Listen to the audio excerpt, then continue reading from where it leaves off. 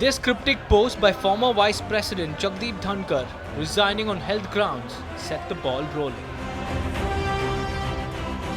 The second highest office of the land had become vacant on the first day of the monsoon session of the parliament. The Vice President of India also acts as an ex officio chairman of the Rajya Sabha, which is the upper house of the parliament. While symbolic and ceremonial as Vice President, the role in Parliament is very crucial, even politically sensitive, given that often the majorities are thin and voting patterns fluid in the House of Elders. Let the lobbies be cleared. Dhankar had his share of controversies. Let the lobbies be opened.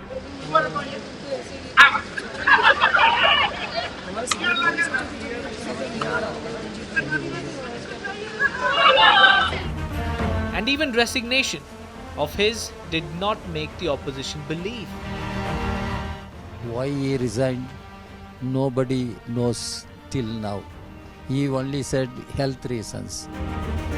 But now the poll to elect his successor is upon us.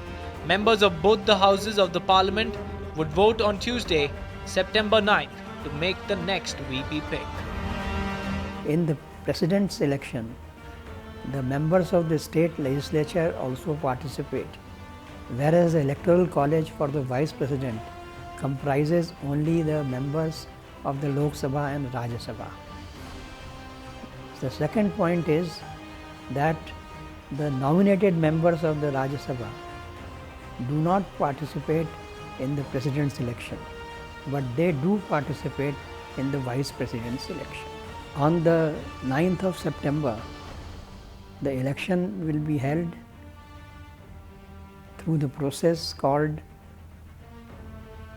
proportional representation by way of a single transferable vote.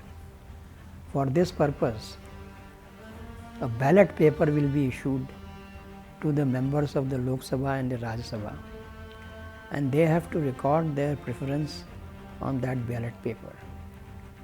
Now, in order to be valid, at least number 1 must be recorded against one of the candidates.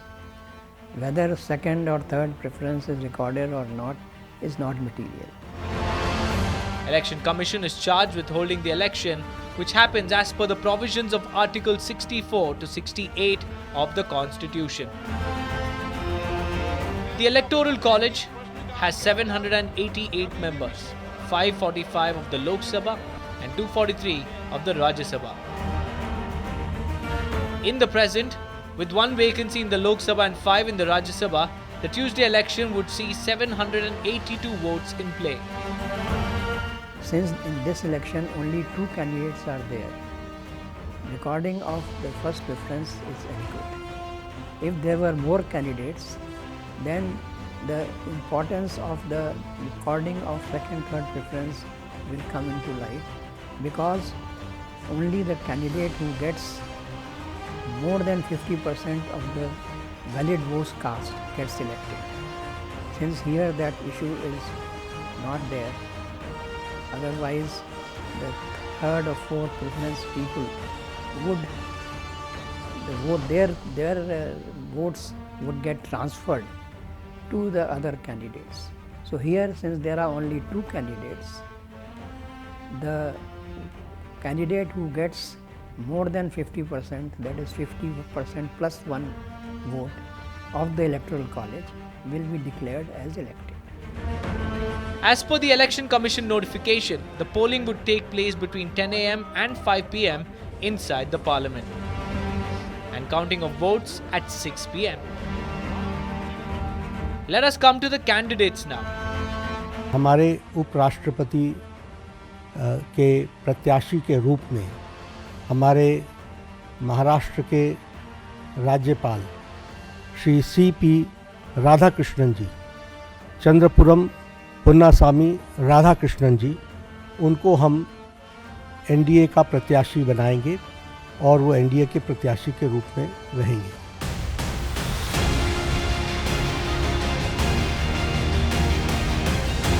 The NDA pick, C.P. Radhakrishnan, ticks the boxes on multiple counts. The sitting Maharashtra governor is an old RSS hand, putting to rest the grapevine about rift between the BJP and its ideological mothership. He comes from Tamil Nadu, a state going to polls next year, thus giving an edge to the NDA in the Dravidian narrative war. And he belongs to the OBC community, thus blunting the Rahul Gandhi politics over OBCs.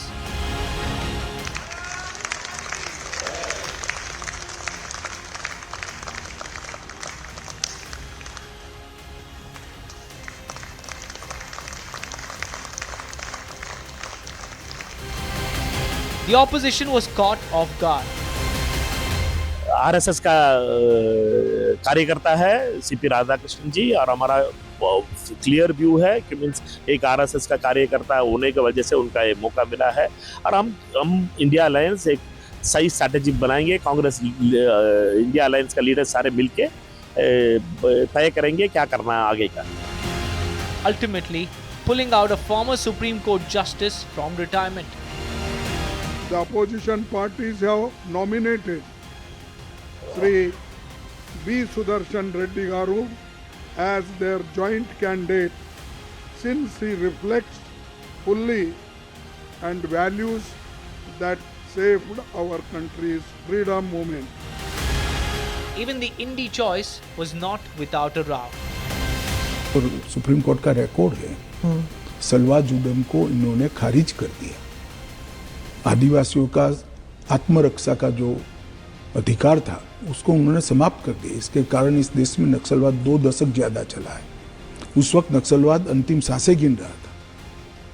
जो school तबाह हो गए थे नक्सलियों के कारण, वो स्कूलों में सीआरपीएफ और सुरक्षा बल बैठे थे। रातों रात एक ऑर्डर करके सबको बाहर कर दिया। कई जगह हमले हुए सुरक्षा बलों पर। ये दोनों जजमेंट, इसका जवाब श्री सुदर्शन रेड्डी से ज्यादा राहुल गांधी ने देना चाहिए। Opposition counters this with the RSS jibe at the NDA candidate. चुनाव इंडिया और एनडीए के बीच में है। इंडिया का उम्मीदवार एक रिटायर्ड सुप्रीम कोर्ट का जज है। एनडीए का उम्मीदवार आरएसएस का एक मेंबर है। राज्यसभा को चलाने के लिए कॉन्स्टिट्यूशन को समझना जरूरी। राज्यसभा कॉन्स्टिट्यूशन के मुताबिक चलाई जाती है।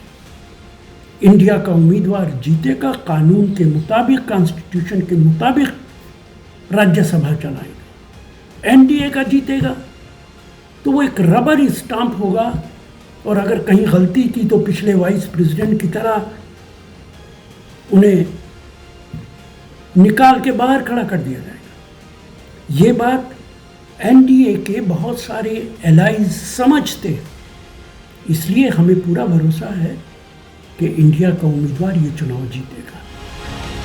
The stage is set, but how are numbers stacked? देखिए, उपराष्ट्रपति के चुनाव के नतीजे पूरे देश को पता है।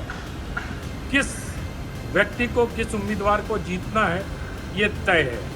सवाल यही उठता है कि वो कितने वोटों से जीतेंगे। जिस प्रकार की रणनीति या स्ट्रेटेजी एनडीए के उम्मीदवार के लिए तैयार हुई है, मुझे लगता है कि एनडीए के जितने सदस्य हैं उससे अधिक मत, जो औपचारिक सदस्य संख्या राष्ट्रीय जनतांत्रिक गठबंधन की है, उससे अधिक मत एनडीए के उम्मीदवार को मिलने जा रहा है। ये एक मुझे लगता है कि तय है, पूरी दुनिया को पता है, पूरे देश को पता है, और 9 तारीख को देश को एक नया उपराष्ट्रपति मिलेगा, इसमें कोई संदेह नहीं है, और वो एनडीए का होगा, इसमें भी किसी को कोई संदेह नहीं है। The reason why Vijay believes NDA might exceed its numbers is because the VP election happens with the secret ballot. The party whip does not apply.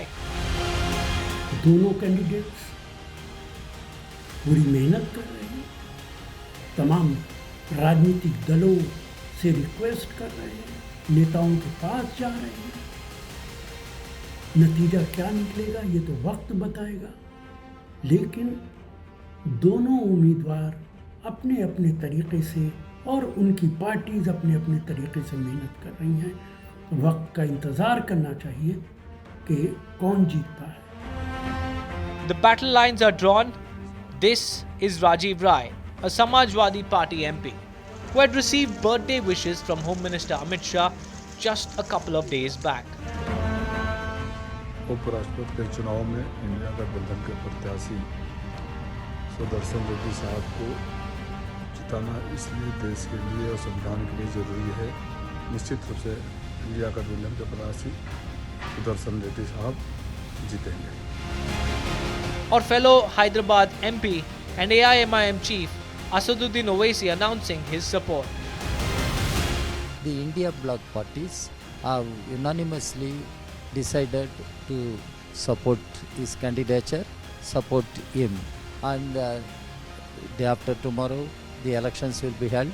We hope he will perform well, and moreover we have appealed to all parties to vote according to their conscience who can be the best candidate in the given situation, and defending the constitution and democratic values. And then the big question, how it would impact politics of the country going forward.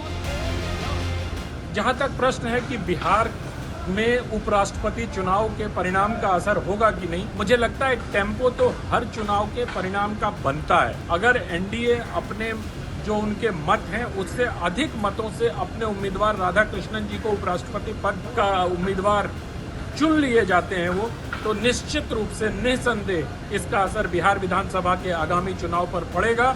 और ये NDA versus महागठबंधन की जो लड़ाई बिहार विधानसभा में चुनाव में होने वाली है, उस पर जो एनडीए के एक हौसला बुलंद होगा, उनके नेताओं को कहने का मिलेगा, एक नैरेटिव सेट होगा। तो मैं इस बात में बहुत कन्विंस्ड हूँ कि उपराष्ट्रपति पद के चुनाव परिणाम का असर बिहार विधानसभा चुनाव पर न सिर्फ पड़ेगा बल्कि एनडीए के पक्ष में एक माहौल संभवतः बनेगा। It is over to Tuesday in the Parliament for the next Vice President of India.